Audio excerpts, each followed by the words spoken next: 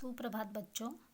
आज हम एक कविता का अध्ययन करेंगे जिसका नाम है पुष्प की अभिलाषा। पुष्प यानी फूल। आपने बगीचे में या घर के आसपास पेड़ पौधों पर लगे हुए फूलों को देखा होगा। फूल बहुत ही सुंदर होते हैं। फूलों को देखकर हर किसी का मन आकर्षित हो जाता है। फूलों का उपयोग हम पूजा के लिए करते हैं। मंदिरों में भगवान के सिर या चरणों में फूलों को अर्पण करते हैं। घर में या मंदिरों में कोई भी त्योहार हो तो फूलों की माला बनाकर घर और मंदिरों को सजाया जाता है। तो इस तरह से अलग अलग कार्यों के लिए हम फूलों का उपयोग करते हैं। हमने कभी फूलों की क्या इच्छा होती है यह फूलों से पूछा है? नहीं। हर एक फूल की अपनी एक इच्छा होती है।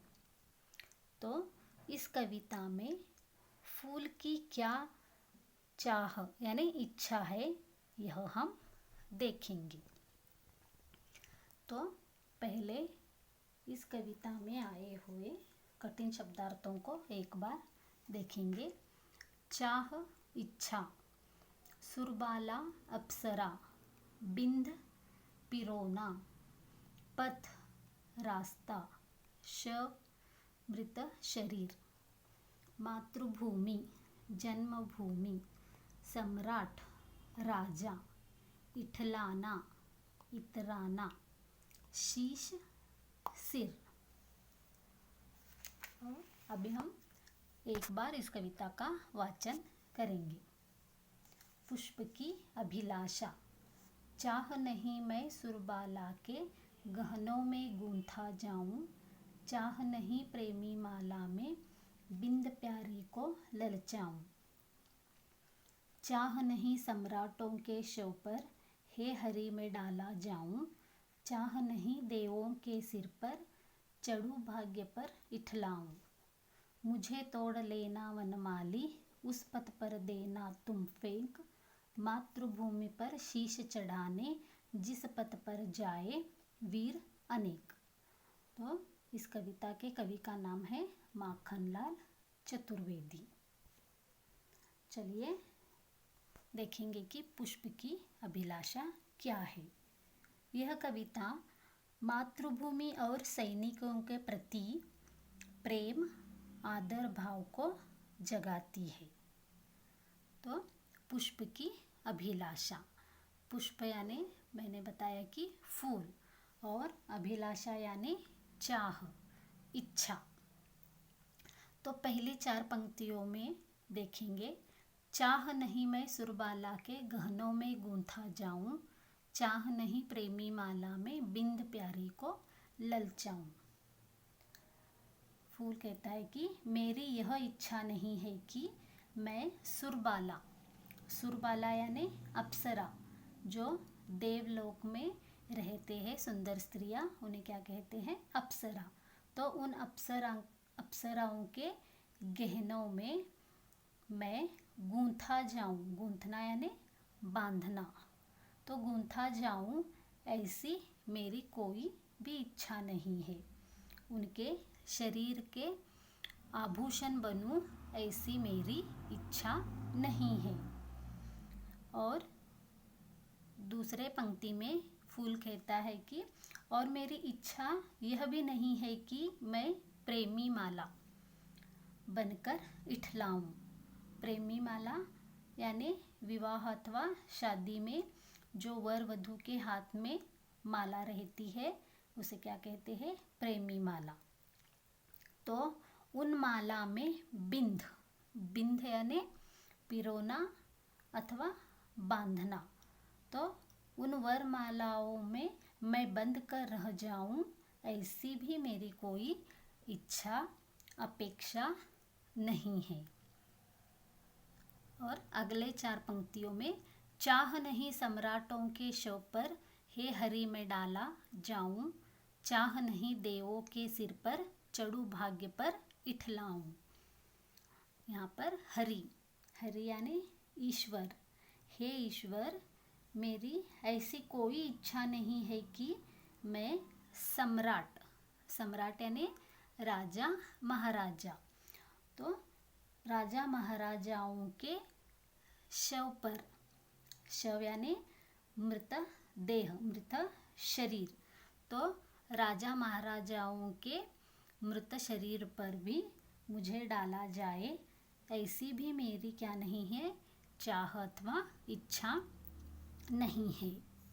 और मेरी इच्छा नहीं है कि मुझे भगवान की मूर्तियों पर भी चढ़ाया जाए, और इस पर मैं अपने भाग्यशाली मानकर घमंड महसूस करूं, ऐसी भी मेरी इच्छा नहीं है।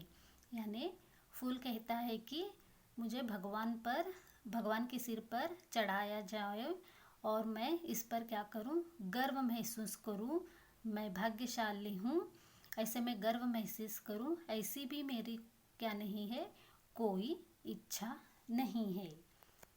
तो अंतिम 4 पंक्तियों में देखेंगे, मुझे तोड़ लेना वनमाली, उस पथ पर देना तुम फेंक, मातृभूमि पर शीश चढ़ाने, जिस पथ पर जाए वीर अनेक।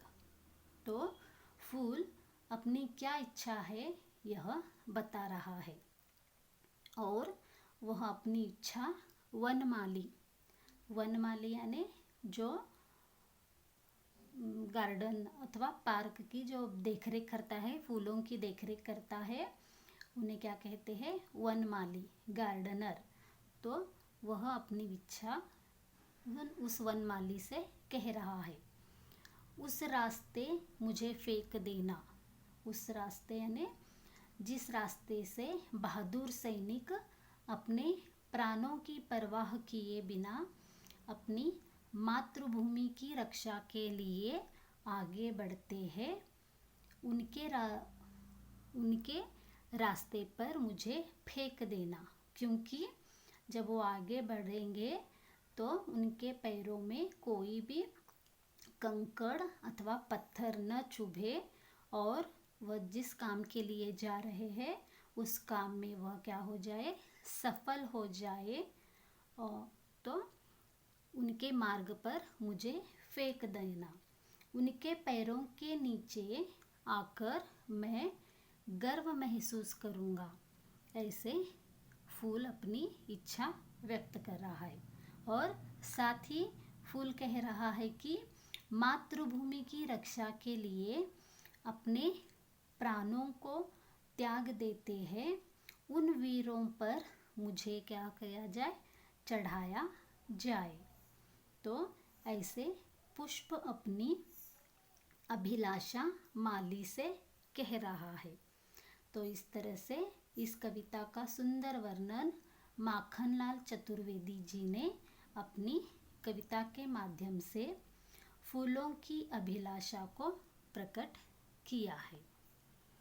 तो बच्चों, आपको क्या करना है, इस कविता को एक बार अच्छी तरह से पढ़ना है और साथ ही अपने क्लास वर्क में इस कविता को एक बार लिखना है। तो चलिए अब हम मौखिक प्रश्नों की ओर बढ़ेंगे। यहाँ पर मौखिक प्रश्न 4 है। कविता में किसकी अभिलाषा को व्यक्त किया है? तो उत्तर देखिए, कविता में पुष्प की अभिलाषा को व्यक्त किया गया है। प्रश्न 2, पुष्प किसकी माला में बिंधने का अभिलाषी नहीं है? उत्तर, पुष्प प्रेमी माला में बिंधने का अभिलाषी नहीं है।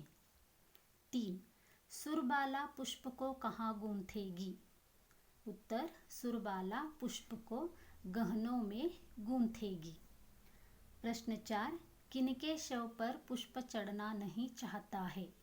उत्तर, सम्राटों के शव पर पुष्प चढ़ना नहीं चाहता है। तो बच्चों, आपको इस कविता का वाचन करना है और इस कविता को लिखना है और साथ ही शब्दार्थ और मौखिक प्रश्नों को भी अपने क्लास वर्क में लिखना है। धन्यवाद।